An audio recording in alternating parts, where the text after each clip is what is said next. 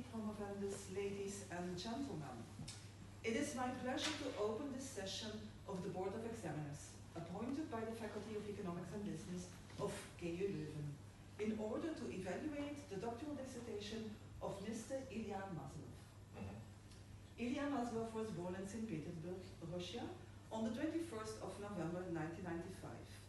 He obtained the degree of Master of Science, Economics of Business and Administration in 2021 at the Abo Academy University, Turkey in Finland. As Ilya Maslov successfully followed the doctoral program and satisfies all doctoral requirements as prescribed by the rules of the Faculty of Economics and Business, he is allowed to hold a public defense of his dissertation, and the title of which is Animation Facilitated Process Modeling, Enhancing Comprehension and Learning. I am happy to announce also the supervisor of his thesis, Professor Stefan Poelmans of KU Leuven. He has two co-supervisors, also from KU Leuven, Professor Yves Rotelet and Professor Monique Smith.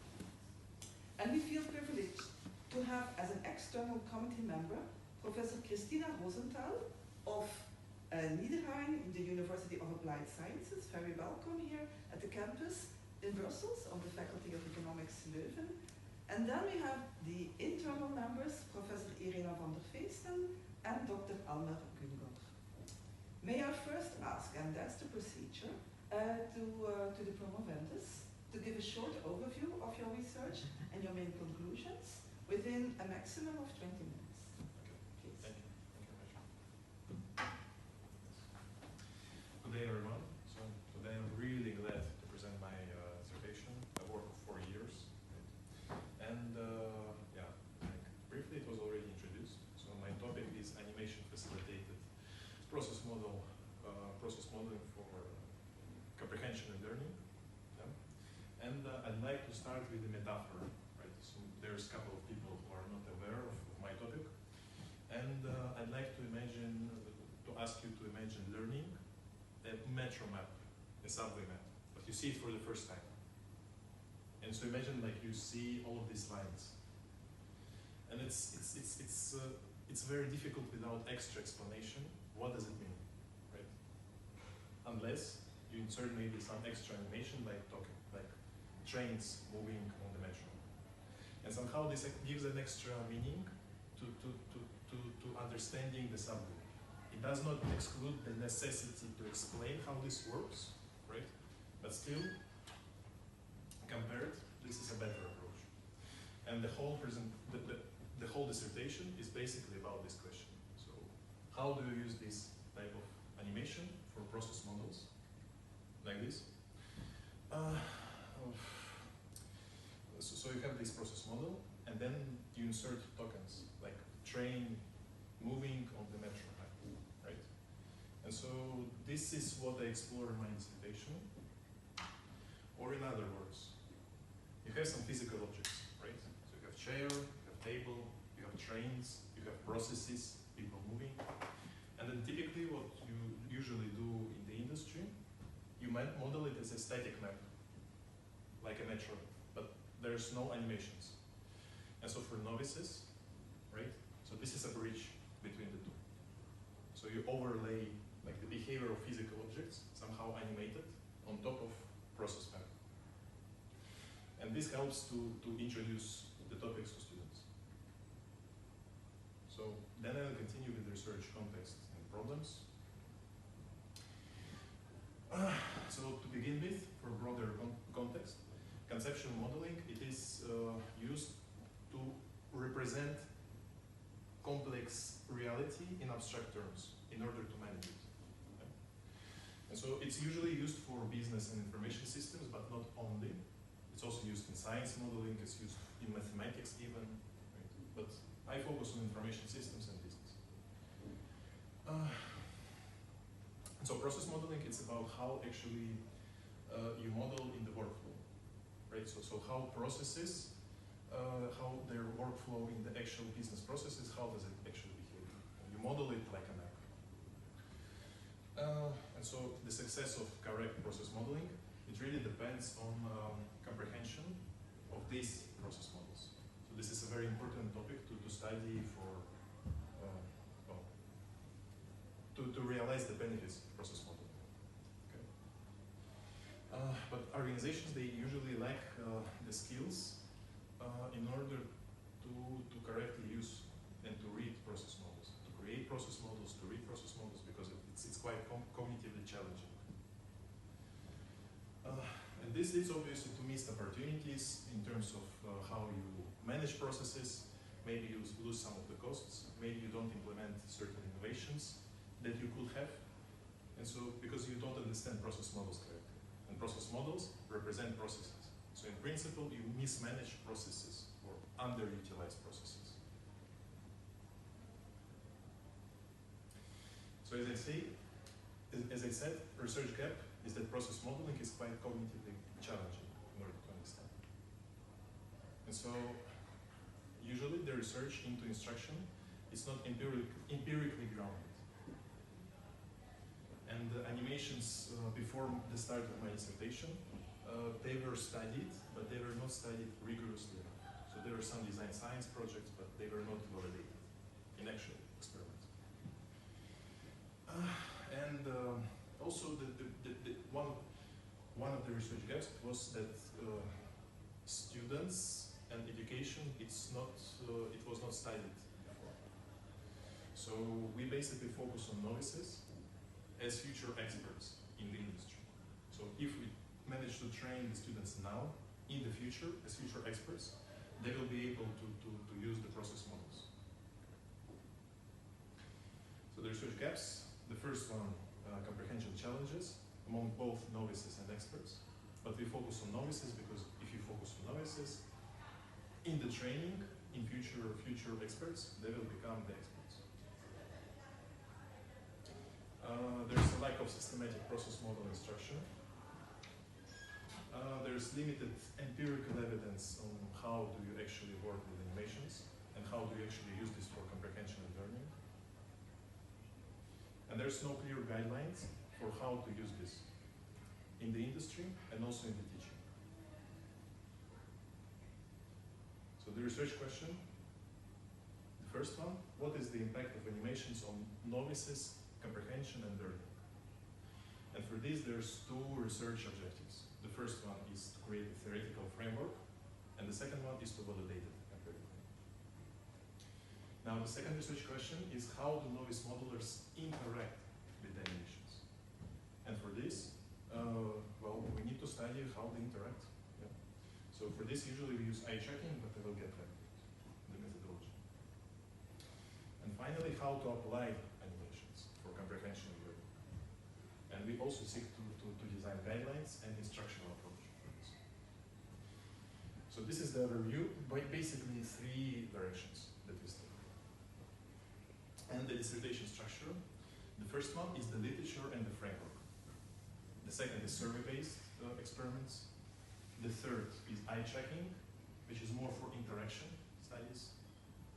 And the final one is instructional design. It's more practical approach, so for the final question.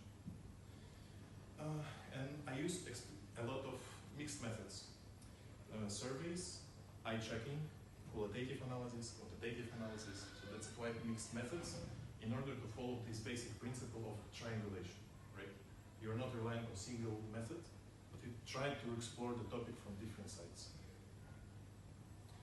And we also did a bit of design science in order to approach in a more applied research method. So for the first part, conceptual modeling education. So that was the first literature review, 29,000 papers. We reduced it to 1,000 papers. We mapped it comprehensively, conceptual modeling subtypes, methods. Yes, with Christina and Stefan, we collaborated. We employed a lot of reasoning back and forth. For 2 years, we were publishing this paper. But in the end, it was published. And so we show fragmentation and lack of cross-conceptual modeling transfers, right? So if you are information systems educator, you are not using the lessons from science modeling, which is apparently more developed. So those are the things that we find, and some of them, they were integrated in the theoretical framework. Yes. And so this is an overview of the papers. So indeed we did 21 subtypes, and we find that process modeling education, it is a niche, but it is a growing niche, right? And so for instructional, for learning, that's what we focus on. And yes, we identified that there's a gap of systematic evidence-based instructional approaches. And there's more, but just on the surface, more of the summary of what we find. Now the framework. So the framework consists of personal factors, like process modeling expertise, educational background, experimental material. Mostly this means like what kind of questions do you use, what kind of models do you use, is this advanced process model, or is this a simple process model? They result into interactions. So like you need to not just to focus on the single element, but on the system of interactions of different elements. Modelers, the models, how they interact, and this results into comprehension. And finally, based on comprehension, we basically imply the learning outcomes. So if I give to a student a question, and if a student is able to answer this, probably he has learned something. Right? But obviously it's open for discussion, and primarily I focus on this part. So the learning is more like an extra application. So the survey-based experiments. So we did several large-scale experiments. In total, it's 680 students. It was about, I don't remember, 7 experiments or so. So that's what we did. We focused on novice modelers. We compared tokens versus static. Also, we compared tokens versus highlighting. And we compare also for timing effects. We show static first, animated first, and we test which one is better. And so we measured, it's from the theoretical framework, but we measured accuracy of the answers, time to answer, perceived difficulty of answering, so that's subjective element, as well as cognitive load, and technology acceptance.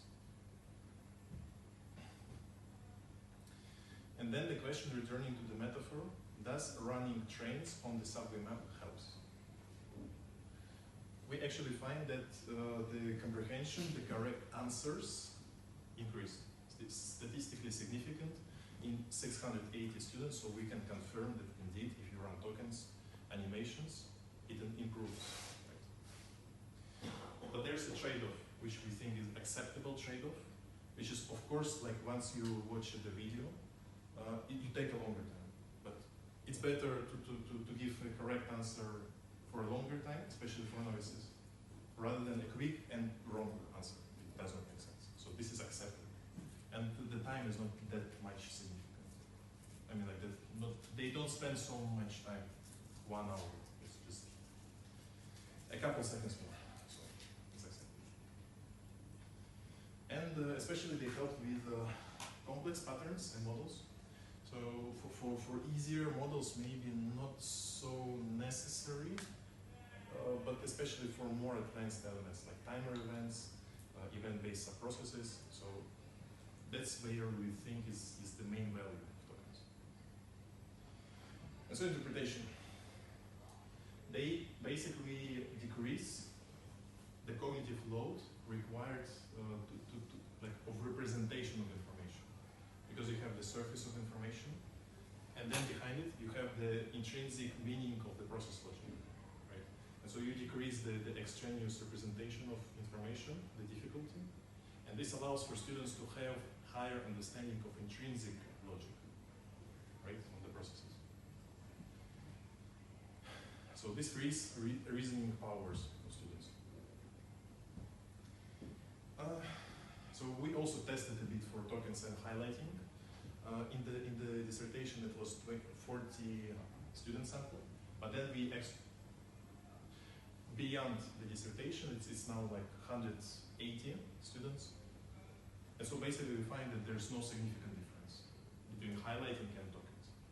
So this basically means that external transferability of the results can be not only for tokens, but also for highlighting. Even though it's not the main focus of it, but we can make this hypothesis. So similar comprehension, cognitive flow patterns, And basically learners preferred interactivity. So interactivity is very important if you want to use this successfully. And then static first, and then animation somehow introduce higher results. Mainly because students, they were able to understand the map first, and then to analyze how to work with animations. But it's something that's open for debate. Let's say it's not clear yet. Like what about the timing effects? And so use animations for verification. That's the biggest value. So students, they can validate their own answers. And that's important. And as I say, interaction and acceptance is very important. Students, they use answer tokens to validate answers, explore the model, and detect errors such as deadlock patterns, because it's very visible in the model. And it's also important that students, they accept to use tokens, because if they don't use tokens, you don't have the benefit of tokens. And they can be, okay, like, I know it better. Like, illusion of competence, right? So I'm just like, I'm an expert already, like after one course, after one lecture, and I'm not going to use this because it's too easy. But no, you need to use it, right? And so for this, like, you need to study what factors result into their acceptance of tokens used. And so they expressed a strong preference for interactivity. So how they can run animations. That's important to study. And in the future research, we plan to extend this study into interactive animations, right? So not only those where we made videos of scenarios, how the token flows, but also like to give them an opportunity to actually interact with the tokens. But this further raises further question. I'll get back to it. So eye tracking. It's basically looking and how people look at the model. Before my dissertation, it was rarely studied before. So eye tracking was not used to study animations in process models. So that's what we did. And so we tried to move towards how they work. Not only if they work, but how. And so we did in basically 3 experiments, and the most important are the first and the second. So 31 students. So we detect gaze paths, fixations, but I'll just show an example maybe. So as you can see, this is before tokens. So the student, he has to read, and this is like basically like you take a look at it here, and like the size of the circle is how long do you take a look at, and you have a sequence of things. So before animations, it's a bit chaotic. Interesting part comes now. This is basically the same flow as the token. And after this, it's also similar pattern. This is very interesting because now we can actually hypothesize that by showing tokens, we can change the model reading patterns. And you can see this. So basically, we further explore on this idea. But first, we study for 4 patterns. So the first one, you basically follow the token as is. So you have this dot, right? So if I show you dot, then you will be following it. Right? So that's the first one. The second one is that like once you follow this, if it's designed correctly, you start to imply in higher level abstraction thinking, you start to understand, okay, like now this is the pattern which is being shown here. And then, even more interesting, you start to imagine new scenarios. Like, you don't only rely on token flow, but also like what kind of other flows can you follow? Because you start to understand the logic of reading the model.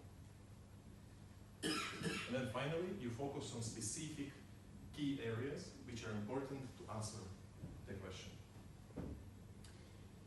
And so the second full experiment, we find 3-stage process. Similar like before. And so you have more chaotic model reading part. Then you follow the animation, and it's becoming more structured. And then finally you think and analyze and maybe validate. So this is a very differentiated 3-step model reading path. we also develop eye-tracking research tool for interactive animations. Right? So it's basically you are able to interact with the models and to use eye-tracking research tools. So this is more technical contribution. And finally, instructional design. So first we interviewed 13 educators and their key requirements: scaffold advanced BPMN elements, emphasize higher level learning goals like create or metacognitive, so thinking how you think. So those are important. And we think that with tokens you can achieve this. Use real-life semantically rich cases, because for students, they also say this, that they need like some real case examples, so not too abstract, like ordering a pizza, for instance. Right? So it's easier for them to understand. And usability, so the students can actually know how to use the tokens. Right? So we designed 3 ECTS modules for 81 students. So we integrated tokens into 4 components. So learning tasks, whole task modeling with tokens, supportive information, flipped classroom videos, procedural information, step-by-step demos, workshops with tokens. So you need to do this in order to understand. And pre-task practice, part of task practice. So drilling on elements specifically, so you don't give the whole model with all the different elements. First, you need to separate and specific individual elements like XOR element, like if, then, or timer element, right? So you need to break it apart, drill on smaller tasks, and then they will be able to get the full picture. And we use Camunda simulator for this. So we again measured comprehension, cognitive load, workload, technology acceptance, qualitative feedback, and reflections. So basically the same thing that we did before. And what we find, so comprehension improved, right? So our approach worked. They helped students to identify errors. But, so flipped and tokens approach at work, they appreciated it. But there are still challenges about scalability, because if it's one professor or teacher per 40 students, it's already quite a lot. But currently it's like 80 students. It's impossible like, to give feedback to each of the students. So this is a challenge. And in the future research we think of one approach, but it's a future. So finally, guidelines. So sort of getting back to the summary of this presentation. So we developed 7 comprehension guidelines and 6 instruction approach guidelines. So first of all, obviously you need to externalize the tokens because it works. Right? You need to focus tokens on specific elements which are critical to the answer. You need to limit the amount of simultaneous tokens in order not to cognitively overload the students. You need to provide interactivity like speed, start, pause, so they can interact with it. And balance static and animated. So you don't give directly the answer in animated, so they have to actually learn maybe, or you don't get overwhelmed. Right? So you need to think not only through tokens only. And so you need to introduce tokens after basic notation for students. Treat animations as a scaffold, so you just don't throw the tokens at the students and they will figure it out. No. You need to explain to them, right? How to use tokens and what do they mean. Of course, also sequence static and dynamic, and multiple scenarios and active tests. So finally, conclusions and future work. So we studied like the research question on comprehension, tokens work. They are acceptable trade-off in terms of lower speed but higher accuracy. So they reduce extraneous cognitive load of representation. We studied several interaction patterns. Right? So it's better, easier to see visually rather than explain on words, but I show several patterns. It's also instructional use. So we developed this 4-component instruction design model, of course. We show that it works, and we aim to further publish this paper. So I contribute theoretical financing tool. And we develop guidelines in instructional design. And so limitations, obviously it's a focus on novices and limited advanced BPMN patterns. We could have studied more. We only focus on BPMN and educational contexts, and tool usability and scalability in large classes. There's some typical threats to mobility. And future work, so focus on advanced semantics, to take more of these more higher level process models. Focus more on expert readers and how you can translate the model reading from experts to novices. And the two final ones are neuroadaptive process modeling, which is very interesting, and maybe even more interesting, which is like a theory I developed and today was preprint approved. Process-based cognitive architecture and engineering. So how can you use this to develop hybrid intelligence between human and AI?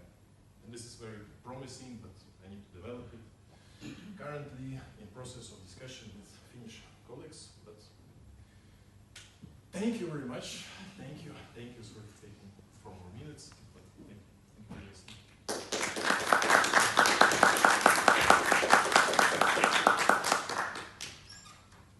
Okay, thank you very much. Thank We you. had a little longer time, and I did as well, so it's fine. Well, dear colleagues, ladies and gentlemen, we will approach now the second part of the session, and this is devoted to questions. And there are 2 parts of questions. One are the questions by the members of the examination board, but there are also opportunities for the audience to ask questions. And I announce it already now, so you can think a little bit about the questions. Yes. But of course, first things first, and first persons first. And this is the committee members. So I would like to give the floor now to Professor Rosenthal, who will ask the first question. Thank you. Ilya, my first question is on the general methodical approach of your work. You're identifying your work as a results-based conversion mixed methods research design. My question is, why do the research questions require such a mixed methods approach, and why it would have not been sufficient to use only a qualitative or quantitative approach? Okay. Yes, I mean, like, so it's not per se for the research questions. It's more like in the how research questions interrelate with one another. That's when we need mixed methods. Why? Well, because I mean, for richness of research, like if you consider so the first research question, do tokens improve comprehension and learning? Yes, and you need quantitative based. I mean, that's obvious. But the second, the second research question, I think, it's about interaction patterns, right? And so they are somehow related. You are not only interested to find out that yes, they work, but you also need to understand how they work, and they're even somehow related. Because once you start testing quantitative results in experiments, if you don't know how they work, you're not going to be able to consider, okay, maybe to some students you give guidelines, you're going to click here, here, here, and good. But for others, you just don't recognize that it's, you just ignore this. So you are not even able to control for validity of the results.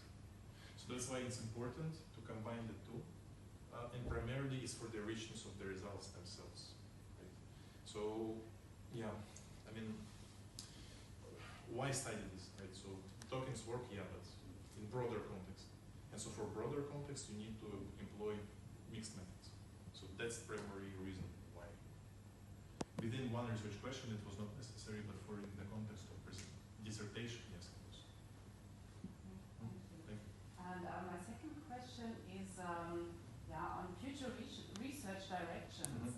In your dissertation, your focus is specifically the empirical studies on novice modelers. Yeah. And there are good reasons to do that. But for future research, would it be possible to extend the studies and the results to more experienced or even expert modelers, also in real world organizational settings, not only in an academic context? I think that's very interesting. How would it be possible to do that? Of course, yeah. we already wrote a couple of FWO proposals for postdoc. So we have the second one, and basically that's also a comment from many people, like novices. It's like novices, but experts. In my opinion, it's not purely correct, right? Because like novices now, they are future experts, so it's important as well. But indeed, yeah, I mean, like we need to focus on experts, and but for this you also need like company access, who is able just like for 1 hour, 20 employees. How much is this? Like it's already like 10,000 euros or something for those, just for this project, and the companies like they need benefits from this. So, yeah. But experts focus is important, of course. But it's for future research. Thank you. Okay, thank you. The questions were okay and well answered. I guess we're satisfied with the answers. Thank you. So the second, I invite Professor Feesten to ask her questions. Thank you. So, Ilya, my first question is actually about the title of your of the great work that you did. Of course, I don't have many questions. We had so many discussions, but I do have a question, a general question, and the question is: I know that in the future you will focus on eye tracking and all that is related to that.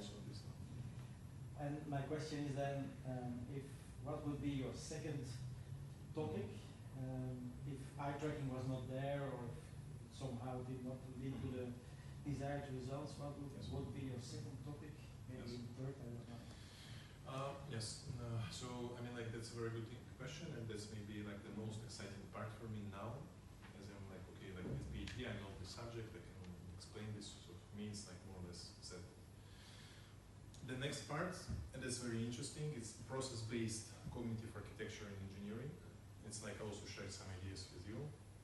So it's basically you use process models to model cognitive processes as well, because they're also processes. Right? You can model like anything, like model trains moving, you can model factories, you can model information. So why can you not model cognitive processes? And once you start modeling cognitive processes, you can integrate this with knowledge work of generative artificial intelligence. And then it becomes interesting, because then all of a sudden you explore experimental psychology on how to augment cognition, metacognition as well, right? So that's something that I already posted for a preprint, and it seems very promising, but of course, like not to avoid your often comment, like I create all of these models, right? I need to ground it, and that's what I'm also doing. Like besides eye tracking, I discussed with Haga Hele, University of Applied Sciences in Finland. So they do this research on generative AI for knowledge work. And so that's what I propose. Use process models, BPMN, in order also to integrate like prompts, but also cognition, like cognitive task analysis. Like if you need to I don't know, to calculate 2 plus 2, right? Calculate 2 plus 2 is one process. And then depending like on like if it's 4, you do what, but it's obvious 4, but if you need to calculate financial accounting, it's a cognitive task. Right? And then you also have, depending on different conditions, you run different simulations. But it's more theoretical, more hypothetical, right? So that's what we intend to explore further. But that's quite very promising. And it's more or less like human model interaction as well. So it's somehow also related to what we do with the current eye tracking on mathematical models of cognition, and how to compare the models of experts and novices, and how can you adapt animations, for instance, such that you influence the cognition of novices, and so it becomes more resembling of experts. Right? So that's also somehow related, this process-based cognition, cognitive architecture engineering. And also a smaller part, which is usability, user experience, like Cronbach's alpha alternative.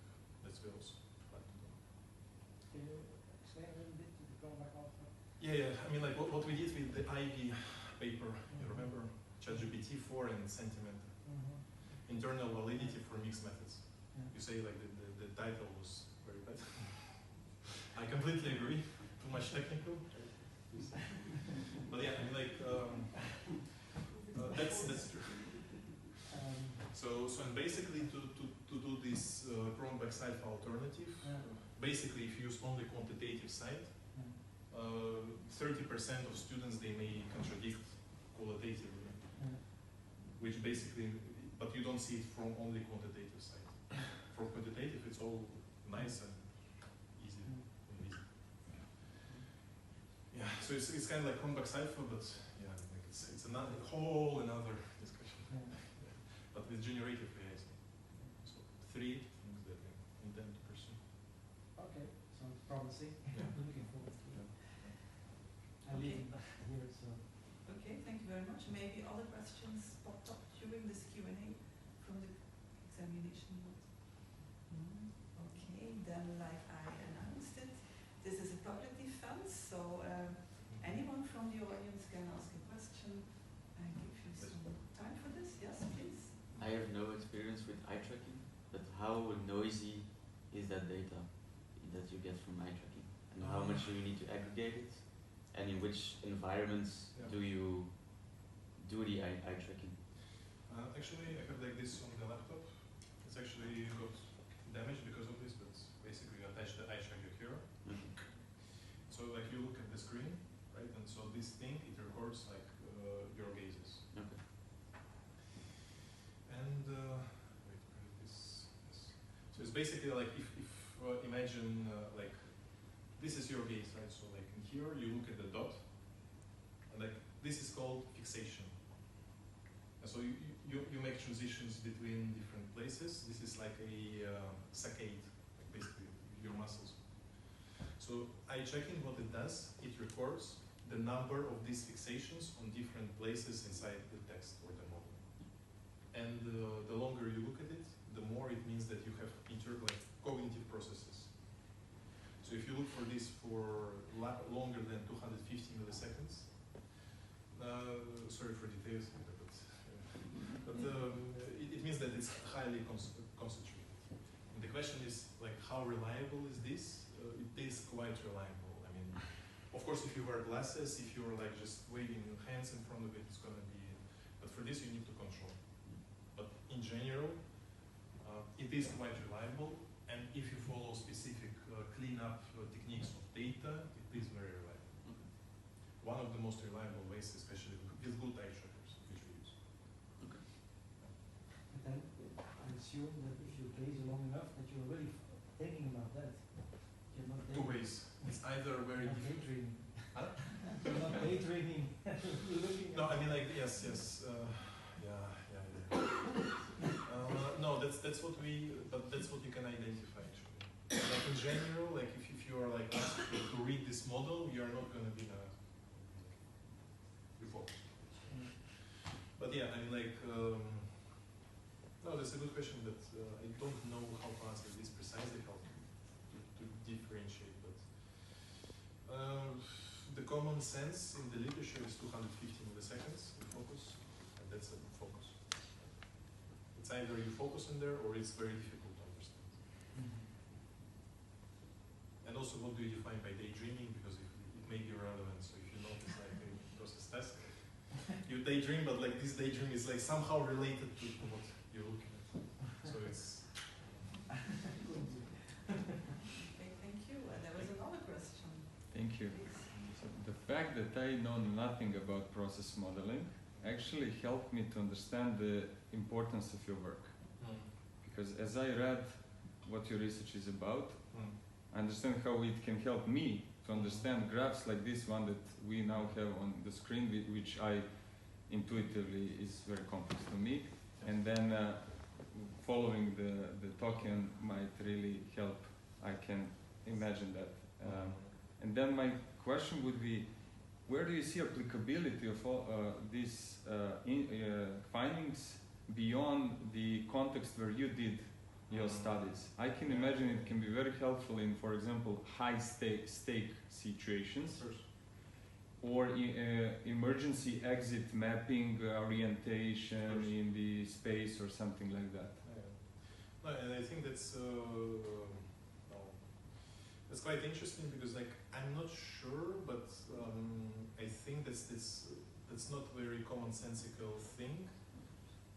But process models, metaphorically speaking, and that's maybe with my association, etc. But process models are basically representing the quantum superposition of a given domain. And what do I mean? Like, because like in quantum physics, like you have like this experiment with a dog, which is like either alive or dead, unless you measure it. Process models are the same. Like before you like measure or like observe, more or less, there's different possibilities at the same time. So like this, like for instance, like in this auditorium, there's different positions on like where each person could have seated, but you sit in this specific way. This still means that at the abstract level, you can still model this potentiality of different positions on how different people can sit. And I think this is very important in terms of thinking about any situation, because if you think processes are everywhere, now it starts interesting. It's yeah, like you start thinking like in high stakes. Process models are usually modeled for sequence of steps as they are, but you can actually model this for decision making for like single case, but you can still model XOR and like you sort of predict the future scenario based on this higher level of model ability, like marriage, for instance, or PhD dissertation is going to happen only once, but you can still model already with BPMN. People usually model things that already happen several times, like repeatedly, but they don't use this for future model. So, yes. And that's why I think it's very important to develop. In general, yeah, like processes, they have higher applicability beyond business and information systems. So. Okay, thank you very much. I think we have to close the session here now. Thank you, everybody. You can remain seated, but we will go. The committee will withdraw for our deliberation. Thank you, and we'll come back. Okay, welcome again.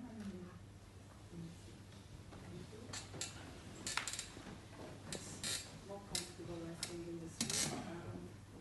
Dear colleagues, ladies and gentlemen, the Board of Examiners has now finished its deliberation. This is obvious. Given that the doctoral candidate, Mr. Ilya Maslov, is holder of the degree of Master of Science in Economics and Business Administration, given that Mr. Ilya Maslov has successfully followed the PhD program of the Faculty of Economics and Business, given that Mr. Ilya Maslov satisfies all academic and scientific requirements of this PhD program, and given that Mr. Ilya Maslov has been questioned in public by the members of the Board of Examiners, who during their deliberation have evaluated his research and public defense, the Board of Examiners has decided to award Mr. Ilya Maslov the degree of Doctor of Business Economics of KU Leuven. As a proof of this decision, may I ask the supervisor to hand over the official diploma.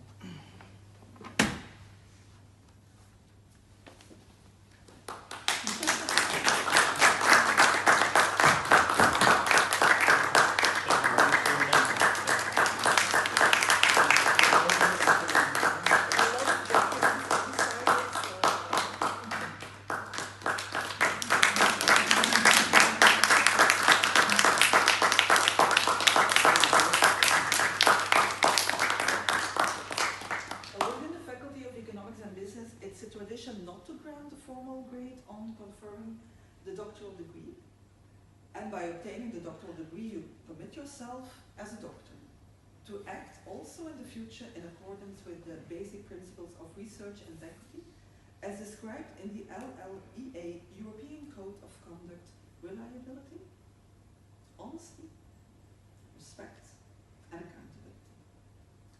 I now give the floor to the supervisor for the laureate.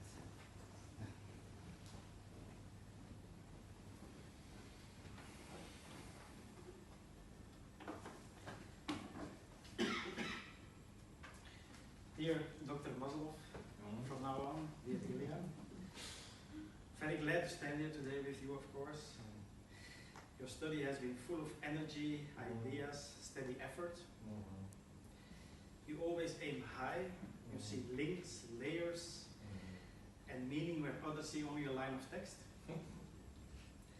Your writing often arrived in a rich, very extensive forum, I will come back to this, showing your will to explore every idea fully. Your study held issues and some administrative difficulties, even moments of storm that developed in the long journey. Yet all of them have been solved now. You held the line, moved forward, and even without any serious dip or doubt, at least as long as I know. And even after every event or trip that you made, there was a small consideration for the supervisor. Sometimes cigars, but usually a small or a bigger bottle of spirit. Let's name it. It was typically vodka. Yes. And I can prove it because also today I received this bottle of World's best vodka. best. World's best. The best vodka. And I can witness it's typically very good vodka, but not that you think that I have a drinking problem. That's not true. I drink it now and then. Okay. You opened new views on animations in models, on how eyes move and learn, on how learners see and understand models.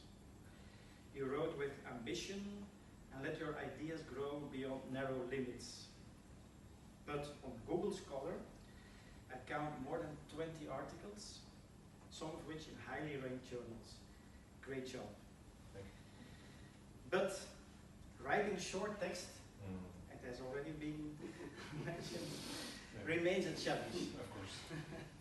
And I still smile when I recall your early work. For example, there are many, few examples, but let's not exaggerate. For example, an essay of 75 full pages with a limit of 20. And then I have to say, I sometimes needed a small break and really a shot of vodka. Indeed. That's what I gave to you before I began to review or edit the text. Another example is a text where you started introducing philosophers like Socrates and their views before introducing the results of your own study. But in the end, you shaved it down with goodwill, and the final form was very strong. Ilya, you arrived at this moment with a finished and lengthy study, and if I am correct, it's more than 300 pages or something. Don't forget to distribute them.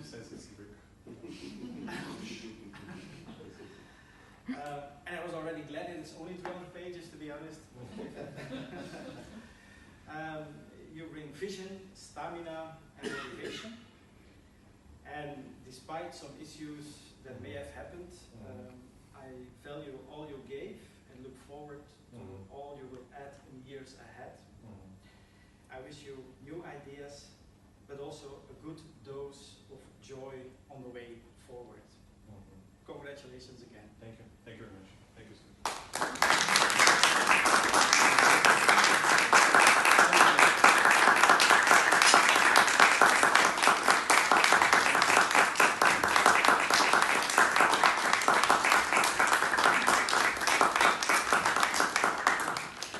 Of course, Ilya, maybe you also have a few words you Yes. can have from I mean, unfortunately, I did not know about this, but I can briefly say that I'm really, really glad to all of the colleagues in here, outside of this auditorium. I'm grateful with Christina, with Iron, with Almer, with Monique, even though we did not collaborate so much on papers, but you still gave like interesting insights which were helpful to form some of the research. And of course, Eve, I mean, I'm really grateful for your time and helping me shape this dissertation, because I think it's really important in the end. Even though sometimes I was a bit annoyed, okay, like I need to fix this, but I recognize this stuff, and like, no, but I'm becoming like a doctor, a professional, so I need to think carefully, right? And it's not even for formality. It's more like for my own knowledge, right? So that even in the last moment, even with some criticism, like even if I'm annoyed, I recognize this, but I'm gonna finish it, right? I'm really grateful for testing my work, right? It's not even for formality, but it's for my own internal knowledge that I can do this research, right? So this is really valuable for me, right? And I'm really grateful for Stefan. I mean, like, that's absolutely amazing supervisor. Like, of course, we had some discussions and like issues, and of course, like, I completely acknowledge that in many of those regards I was very wrong, right? So, but of course, this is not a road without any challenges.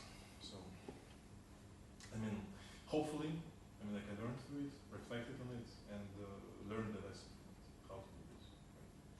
But in the end, yeah, I mean, like, there's also further things, like to try to reduce the volume of my text, to make it more briefer, shorter. I acknowledge this, and this is my problem, but I will work on this, yes.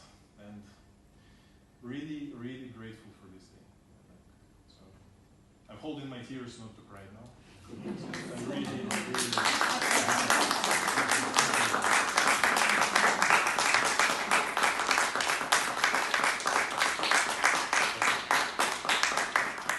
thank you very much for these nice words, and of course a doctorate is the end, but also the beginning of a new journey, and I wish you all the best for this new journey. Thank you. Congratulations on behalf of KU Leuven Faculty of Economics and Business. Thank you. I appreciated being here to enjoy your work as well, and I hereby bring this, this session